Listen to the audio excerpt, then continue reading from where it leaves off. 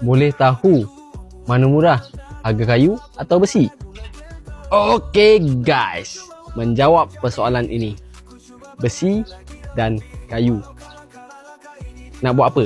Kalau nak buat gazebo ataupun nak bina rumah kebun menggunakan kayu, korang kena fikir sama ada korang nak pakai kayu muda ataupun kayu second hand.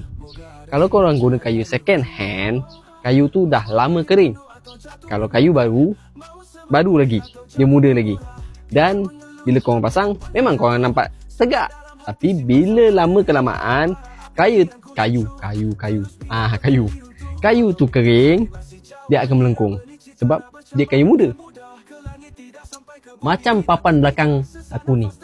Belakang aku ni papan pine wood 4x8. Kena panas, dia akan mengeluarkan sedikit cecair.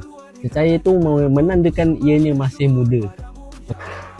Oh, untuk menjawab persoalan yang tadi tu, bagi aku, harga besi ni kat tengah-tengah.